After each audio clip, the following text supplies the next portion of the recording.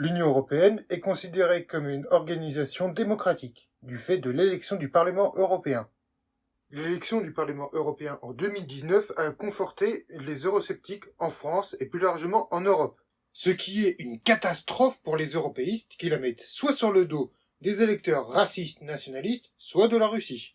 Pour les tenants d'une démocratie européenne, ce qui est assez cocasse, c'est qu'il n'y a pas de remise en cause du modèle européen. Le fonctionnement des institutions européennes provient de l'histoire des 70 ans de la construction européenne, ce qui remet en cause le fameux État supranational que veulent les fédéralistes, car l'Union européenne est issue des traités européens et non pas de constitutions qui rationalisent le fonctionnement des institutions. De plus, un État démocratique vote des lois qui montrent la souveraineté d'un État sur son territoire, ce que l'UE ne fait pas.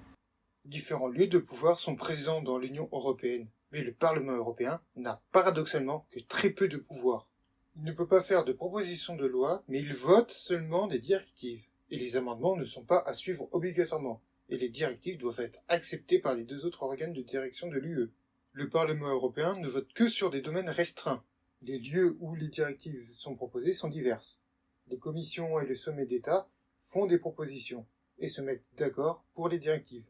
Les États sont incontournables pour pouvoir faire avancer un projet. Même si la Commission a un projet, les États-nations font tout pour faire un projet à leur avantage, ou au moins pas à leur désavantage. Les commissions qui sont en théorie indépendantes de leur État sont quand même sous influence plus ou moins grande. Ceci vient de la double désignation des commissaires, désignés à la fois par leur pays et par le Parlement européen.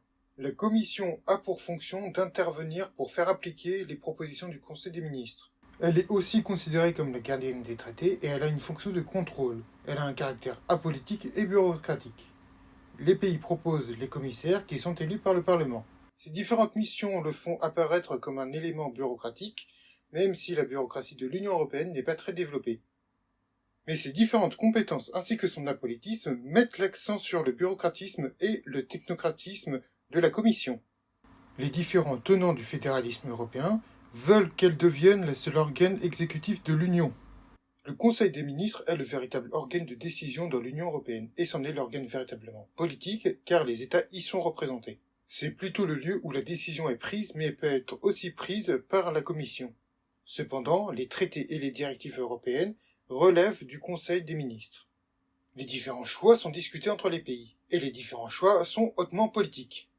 La plupart des décisions sont prises simplement par un vote majoritaire, mais les décisions hautement politiques sont prises à l'unanimité.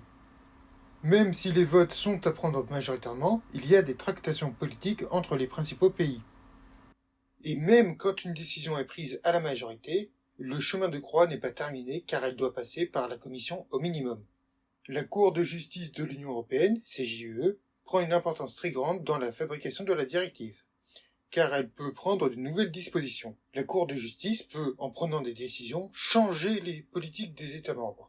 Par la contrainte de ces décisions, les États font une plus grande politique européenne et ont moins de marge de manœuvre. La Cour de justice prétend à de l'indépendance et sortir de ses prérogatives en s'attribuant plus de pouvoir. La Cour de justice a eu ses pouvoirs plus importants au cours du temps, et surtout, elle est devenue plus autonome. Grâce au droit européen, la CJUE a pris plus d'importance, et inversement, l'importance de la CJUE a augmenté l'importance du droit européen. Un conflit sur l'importance du droit européen a eu lieu pour savoir si le droit européen était autre chose que du droit international. Pour les fédéralistes, le droit européen est plus important que le droit national, et pour les autres, il entre dans le droit international et est donc inférieur au droit national.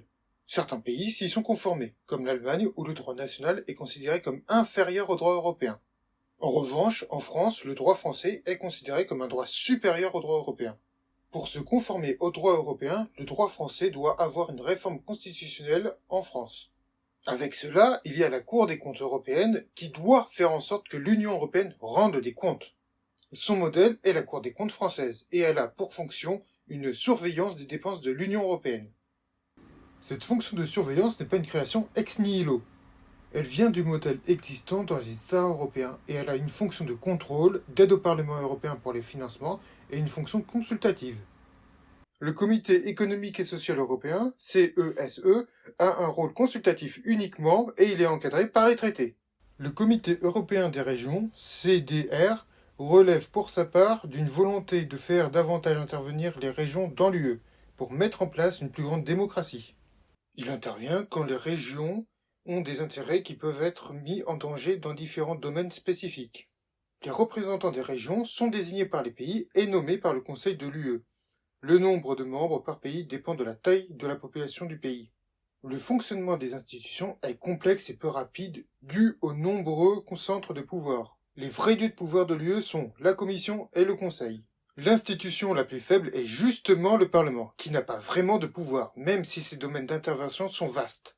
La rapidité de prise de décision est entravée par la nécessité de prendre des accords entre pays pour trouver une conciliation afin de faire avancer des réformes. Pour les tenants de l'UE, l'échelle de l'État-nation est de moins en moins pertinente, sauf quand elle est indispensable. Pour les tenants du fédéralisme, une proposition de réforme des institutions a été de faire le Conseil un échelon uniquement législatif, sans pouvoir exécutif. Cette proposition a été avortée justement par les dirigeants des États. De plus, les traités européens mettent difficilement en place une Europe supranationale, car les États veulent reprendre la main, ainsi que les parlements. Les parlements ont voulu une reprise en main de la situation pour ne pas se faire dessaisir de leur pouvoir par l'Union européenne. Par exemple, le Parlement français perd de plus en plus de pouvoir avec les transferts de pouvoir à l'Union européenne et la décentralisation. Les différents lieux de fabrication de directives sont en continuelle interaction entre eux. Le Parlement européen ne peut pas véritablement agir sur les décisions. Le Parlement européen peut essayer de prendre une autonomie plus ou moins importante, mais les États peuvent le stopper rapidement. Une parlementarisation du Parlement européen est difficilement faisable car ses pouvoirs et sa légitimité sont moindres que ceux des parlements nationaux de l'UE, qui eux se sont construits sur l'imposition. Bien que le Parlement européen puisse faire en sorte d'avoir des ressources, l'imposition n'est pas possible pour lui. Les domaines d'intervention sont définis par les traités et au final le Parlement européen est marginal par rapport aux autres lieux de fabrication de directives. Le Conseil ainsi que la Commission ont une plus grande interaction entre eux et avec les lobbyistes pour faire une directive. Il y a une intervention des lobbyistes qui sont soit en action directe, soit au contact avec les commissions ou les dirigeants. Pour leur part, les dirigeants des États de l'UE sont très proches de leurs intérêts et ont des discussions plus ou moins favorables à leurs intérêts. Pour sa part, le Parlement, pour montrer son importance, a pour leitmotiv de se poser en protecteur de l'intérêt général. L'intérêt général a pour définition la non-entrave au marché et la garantie de bonne tenue du déficit public. Les organes de l'UE sont de plus en plus intervenants pour pouvoir tenir les déficits et l'entrave au marché doit être davantage supprimée. La Commission s'est posée comme défenseur de l'intérêt général, qui est vu comme l'intérêt du consommateur. Le lobbyisme est prévu dans l'UE et n'est pas considéré comme quelque chose de négatif, mais il permet d'avoir des informations alternatives. De cette façon, il permet que les personnes faisant les directives aient des informations au plus proche du terrain. Les lobbyistes peuvent aller là où ils veulent pour pouvoir agir sur les décideurs de multiples lieux de décision. Les accords entre États sont faits pour trouver un consensus, ce qui peut paraître bien, mais qui provoque de longues discussions. Pour trouver un accord sur une politique venant d'un État, il peut y avoir des arrangements sur d'autres politiques de cet État. Les États recherchent plus de consensus que ce que nous pourrions croire, car un blocage est toujours possible. La subsidiarité est dans cette recherche de consensus, ainsi que l'inanité du développement de l'administration de l'UE a provoqué. Cette administration n'est pas tellement développée et pour pouvoir mettre en place une surveillance, c'est impossible. La subsidiarité, c'est la mise en place de politiques décidées par une autorité au plus proche de la population. Ainsi, la Commission n'ayant pas la possibilité de s'occuper d'autre chose que de sujets techniques, elle s'y cantonne. Les manières pour faire les politiques préconisées par les traités ou les directives sont à la discrétion des pays. Une grande latitude est accordée par les traités pour mettre en place les politiques décidées en commun. Par exemple, la sécurité sociale est instaurée de manière libérale au Royaume-Uni. Pour les pays plutôt méditerranéens comme la France, il y a le refinancement de la sécurité sociale. Et pour les pays du Nord, c'est la consolidation de la sécurité sociale. Les pays européens discutent de sujets où ils ne peuvent pas faire appliquer une loi qui n'existe pas, et c'est difficile à cause de conflits politiques pour arriver à un compromis. Les dirigeants des pays de l'UE n'ont pas la même position sur des thèmes importants et ce n'est pas comme dans les fédérations où les décisions sont prises dans les parlements. Il y a une différence, c'est que la loi est appelée directive, mais c'est une loi. Et pour les fédéralistes, le mot directive ne veut rien dire. Cette loi déguisée comme une directive pour les fédéralistes est un pas vers le fédéralisme, or il n'en est rien. La loi prétendument déguisée en directive, c'est quelque chose d'autre que la loi, parce que les pays devant les appliquer décident de faire ce qu'ils vont appliquer. L'UE fonctionne de manière confédérale et pas comme dans un pays tel que la France, où tout est décidé par le haut. Mais le droit européen, le droit européen n'a pas une si grande importance que ça, car le droit ne s'applique que par la volonté des pays. Par exemple, la France et l'Allemagne, dans le début des années 2000, n'ont pas appliqué l'orthodoxie monétaire. Or, la France et l'Allemagne n'ont pas été sanctionnées à cause du poids de ces pays, alors que la Grèce a été sanctionnée pour cette raison. Ce qui implique que la CJUE ne peut sanctionner les États que s'ils acceptent de l'écouter et donc de lui donner une autorité importante.